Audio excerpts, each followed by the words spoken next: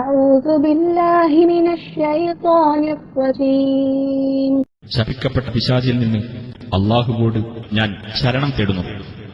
ودخل معه السجن فتيان قال أحدهما إني أراني أعصر خمرا وقال الآخر إني أراني أحمل فوق رأسي خبزا تأكل الطير منه نبئنا بتأويله إنا نراك من المحسنين.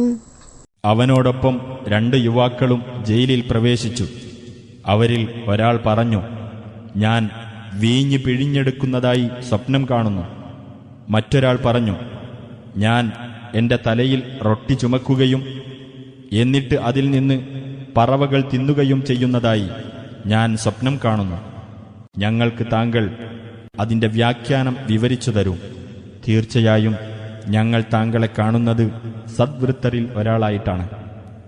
قال لا يأتيكما طعام ترزقانه إلا نبأتكما بتأويله قبل أن يأتيكما ذلكما مما علمني ربي إني تركت ملة قوم لا يؤمنون بالله وهم بالآخرة هم كافرون.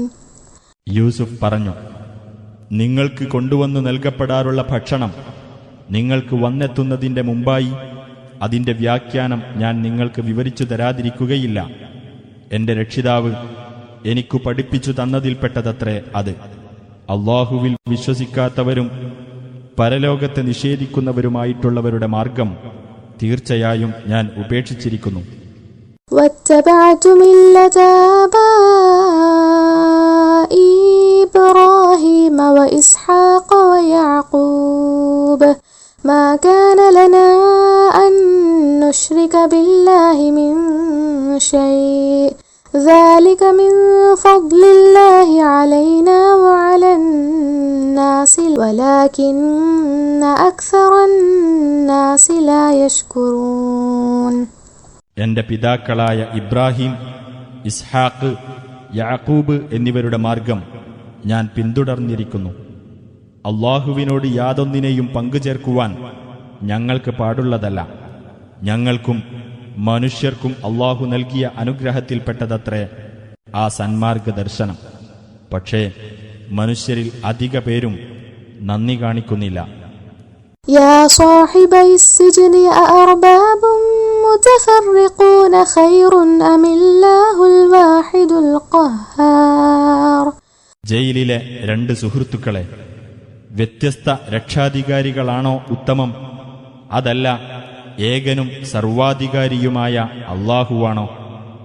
ما تعبدون من دونه إلا أسماء سميتموها أنتم وآباؤكم ما أنزل الله بها من سلطان إن الحكم إلا لله أمر ألا تعبدوا إلا إياه ذلك الدين القيم ولكن أكثر الناس لا يعلمون.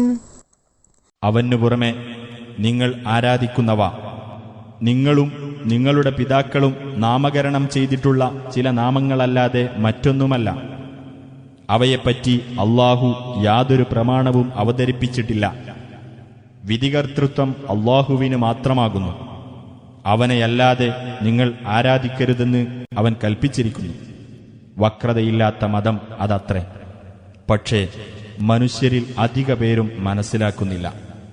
يا صاحبي السجن أما أحدكما فيسقي ربه خمرا وأما الآخر فيصلب فتأكل الطير من رأسه قضي الأمر الذي فيه تستفتيان. ജയിലിലെ 2 സുഹൃത്തുക്കളെ, എന്നാൽ നിങ്ങളിലൊരുവൻ തന്റെ യജമാനന് വീഞ്ഞു കുടിപ്പിച്ചുകൊണ്ടിരിക്കും. എന്നാൽ മറ്റേ ആൾ ക്രൂശിക്കപ്പെടും. എന്നിട്ട് അയാളുടെ തലയിൽ നിന്ന് പറവകൾ കൊത്തിത്തിന്നും. ഏതൊരു കാര്യത്തെപ്പറ്റി നിങ്ങൾ ഇരുവരും വിധി ആരായുന്നുവോ ആ കാര്യം തീരുമാനിക്കപ്പെട്ട് കഴിഞ്ഞിരിക്കുന്നു.